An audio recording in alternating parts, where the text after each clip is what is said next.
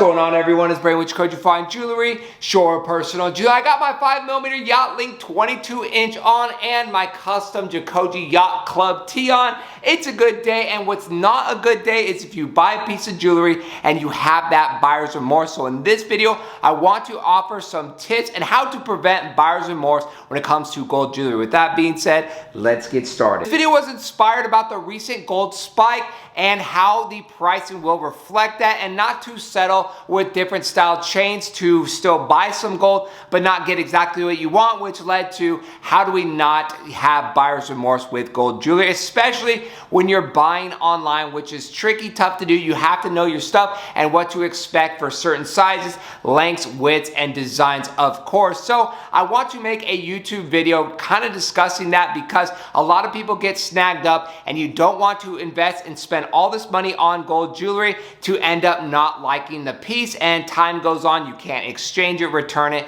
so you're kind of stuck with it, sell it, have more of a loss. So with all that negative, let's focus on how to prevent that. Number one, do not settle with size.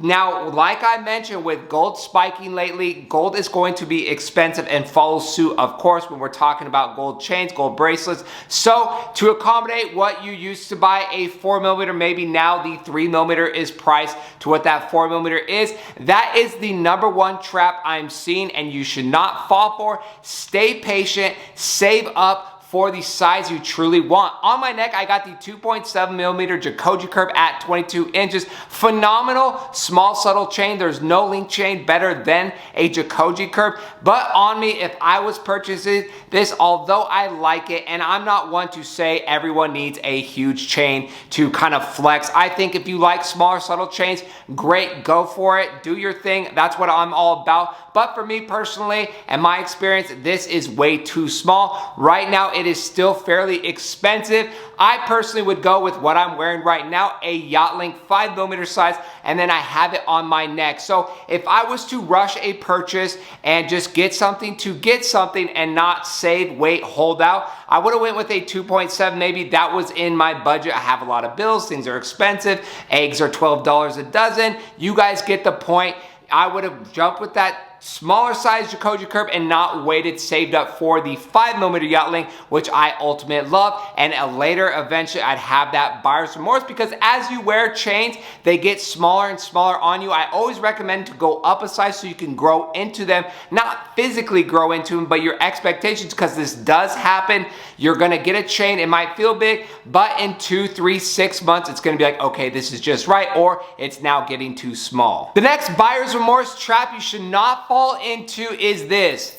You hear that, kids? It's not Santa Claus coming. It is the hollow chains, hollow bracelets, hollow jewelry. Do not fall into this trap at all. This is going to get its own video, but I wanted to throw it in here because I got my old reliable 8mm hollow gold rope chain, and I've used this on so many videos. Literally my best jewelry purchase for the props. This chain has been abusing consumers worldwide for a long time, and I use it to inform you guys, because hollow gold prices are spiked expenses. So if you don't have to buy as much gold, it equals you don't have to pay as much, and you're getting a bigger product. This is a big rope in my opinion, but it does not weigh. This Yacht Link weighs more than this chain itself, but you get a much bigger look. Just look across screen on me. You can get a lot more size, but it comes with a price, and the ultimate price and lesson you have to pay is this will not last. It'll break and you will be out of luck. You're gonna have to scrap it,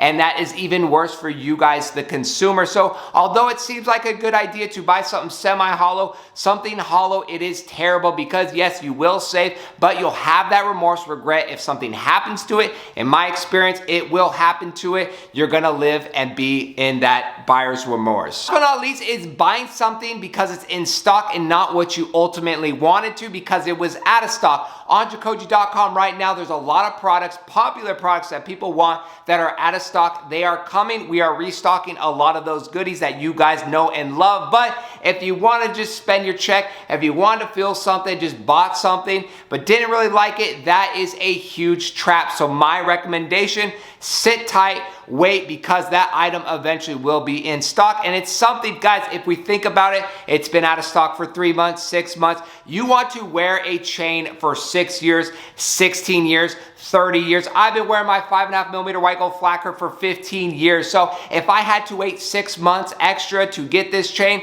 15 years down the road, it's worth it. That's such a small, fragmented time, a chain I love and very happy with. So my opinion and recommendation is to wait until you're absolutely sure, one, with your product, because some people might think they want a flat curve today, a yacht link tomorrow, rope chain the next day. So watch these videos, see other customer reviews, and get as much information and knowledge as you can to make yourself comfortable, and buy it when it is in stock. Don't go with something else and try to forcefully like it and you just end up not liking it and have to resell it.